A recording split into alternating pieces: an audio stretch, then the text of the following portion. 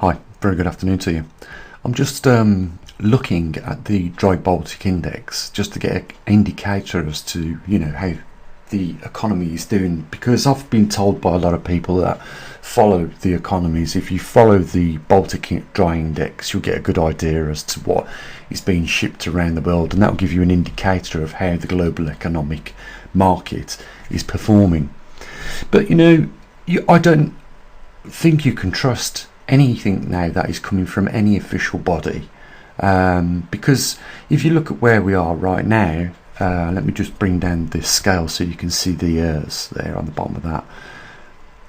So if you look at where we are now, you'll see that we're not noticeably any worse off than what we was in the 90s, 95, 2000s. We've always gone up a little bit and down a bit, but then we had a little bit of a boom, didn't we, in 2002, and you can see that the shipping around the world largely increased. And what surprises me is that we had, everyone knows this, those big banks like Goldman Sachs, go bankrupt. Not Goldman Sachs, who are the others? Not JP Morgan. Lehman Brothers, they went bankrupt, didn't they, in 2007, 2008? But look at the index.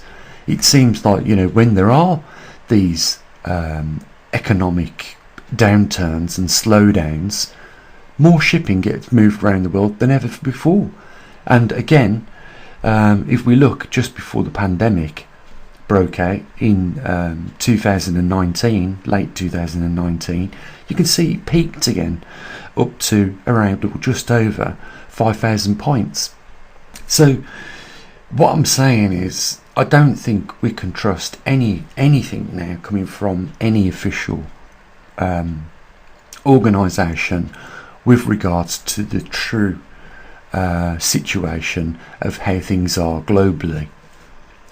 I know that people are feeling the pinch right now, and I think you'll agree with me. The reason for that is because all the commodities shot up because the United Nations allowed all the global energy companies to put the energy up in one go, and naturally when you do that, everything that requires energy to be produced, and that is everything, because you can't get fuel out of the ground, you can't refine oil into different types of fuels for vehicles, everything goes up. And what's happened is, you know it as well as I do, guys, we've seen it go up not just by 50% or 100%, it's gone up in some cases by nearly 150 to 200%. And of course the wages haven't followed, and there's a reason for that. And you don't need to be a rocket scientist to work this out. Now, I know we're talking about economics here, but trust me, global economics are being affected by those three anomalies that we're currently going through. The magnetic pole shift, and I can explain later on if you want me to, the grand solar minimum, and of course the returning back into a glacial period. All three of those anomalies, by the way, is something that your governments aren't telling you about.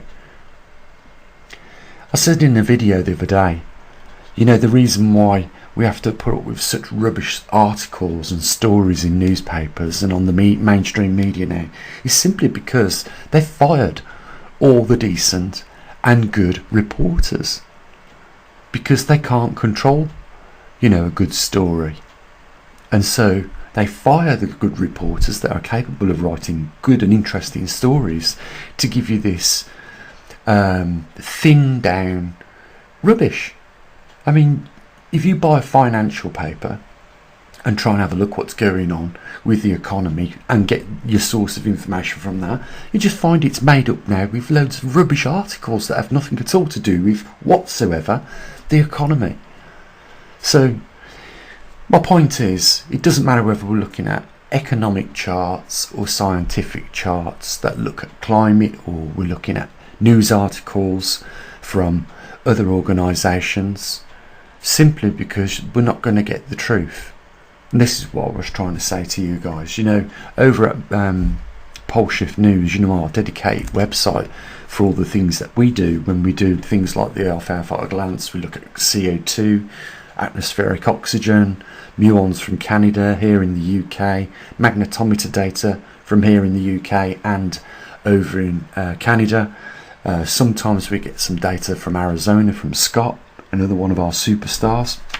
And we've got, of course, the TriMag system. But what I'm trying to say is we've got the equipment. We don't have to rely on the organisations.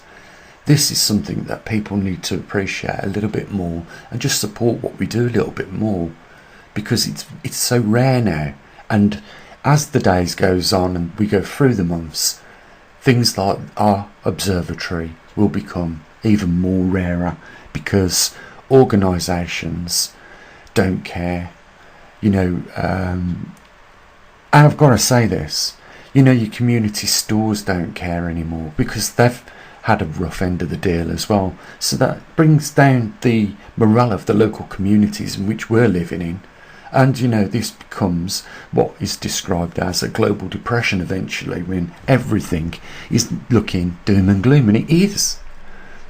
You'll agree with me, jobs are not going to come back to the numbers at which we've enjoyed them, say in the 90s and in the 80s. They're just never going to come back, and that is because our technology has improved and advanced.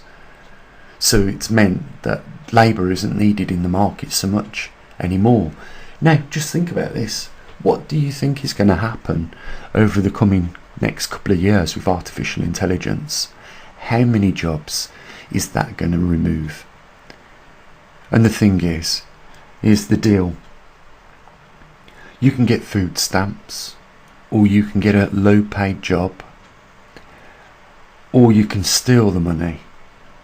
But those are now only 3 ways of obtaining it, as far as I'm aware. I think I've covered the main 3 anyhow. But your money's just not going as far as what it used to, is it?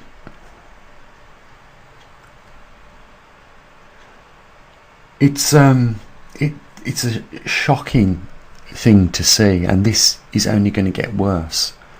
We could look at lots of different charts today. And of course, another thing I noticed, none of this makes any sense anyhow. If we're in a recession at the moment, then who's manufacturing at the moment? I looked at all the GDPs, gross domestic produce, of all the countries around the world. And I don't believe that data is even accurate on what they're saying. And I looked at other things like unemployment, people in work, people on benefits, things like that, and tried to get a good gauge of, how things are at the moment. I couldn't, because the information is no longer believable anymore when you look at it. And there's no way if, countries like ours isn't manufacturing anything, and yet they're saying that we're the 7th richest country in the world. I just don't understand that. How can we be when we've got no manufacturing, hardly? We are very now, our services are training. That's what we're doing, and you would not believe this. Yeah, I mean, my granddad, if he was still alive now, he would laugh literally, because you cannot go onto a contractor's site or a building site here in the UK, and I know it's the same other countries, without first obtaining and passing a small exam for health and safety. Can you believe that? So you can't even use a broom to do some sweeping up on that site if you haven't got that. It's ridiculous. You would think that if there was intelligence, that when the economy starts to slow down, the labour force is cut back, it becomes a little bit harder for people to obtain money. You'd think they'd cut the red tape, but they don't. They just keep on increasing it. We got some real big problems, and not enough good caring individuals, and I understand why. They can't afford the time to think too much about these things, but the problem is if we don't start doing it, it will get worse and out of hand. We have to have these conversations about these topics, because if you don't, then things will not get better on their own. So, you know, allowing people the awareness of the situation, like, you know, information, trying to get information now is impossible. Accurate, honest, truthful information. We've seen what the United Nations do. They are controlling literally, you know, not even a handful, a lot of countries around the world, and driving the narrative for how they have to behave. So whether we had a belief in a democratic system where we could elect our own officials to run our own countries, it's no longer the case, because they'll just get dictated to, all these politicians, by the United Nations and the European Union. So that's where things are. And when you look at, you know, what's happening with the climate, we're not getting the truth on that. I've showed you all those charts. You can see we're not getting the truth on that.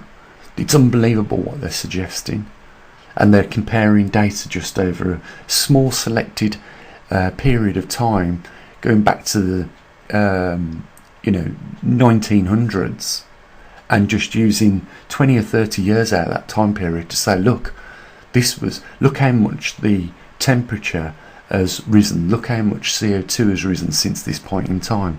You can't use references like that when you're trying to figure out, you know, what the hell is going on with your climate. You've got to go like we do and start going back tens of thousands of years to really get a good idea of how our history and the climate has behaved, and then it gives you a good idea and a tool for forecasting what you can expect in the future.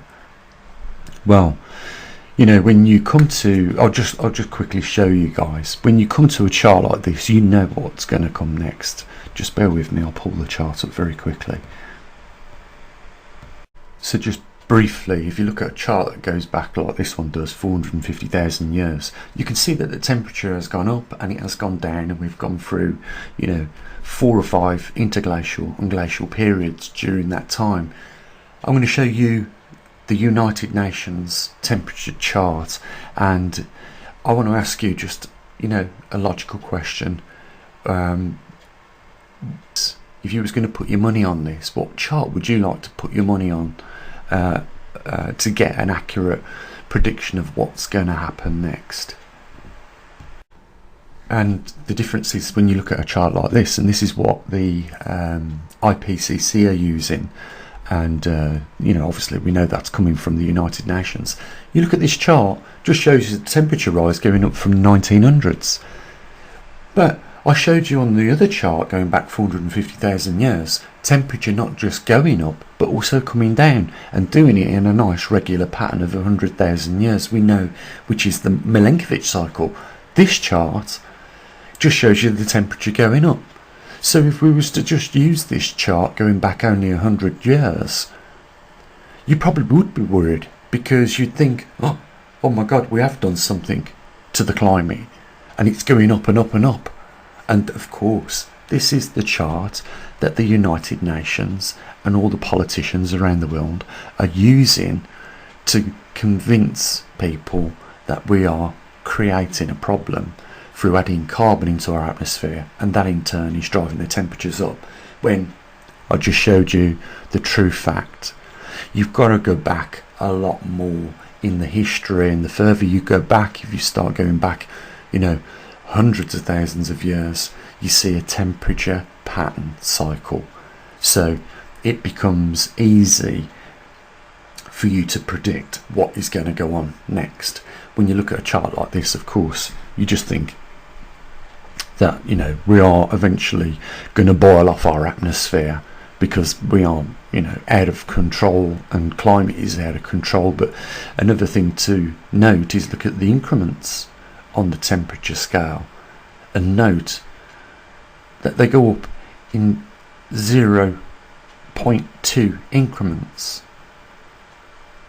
So when you look at the whole of that scale, it's probably not even showing a temperature change of even 2 degrees, 3 degrees, if that.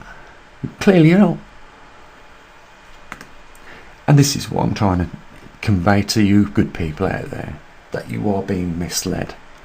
And not only do we not have good reporters anymore, but we also have very terrible scientists that produce charts like this to predict what is actually happening right now with our climate and what will likely happen in the future with our climate.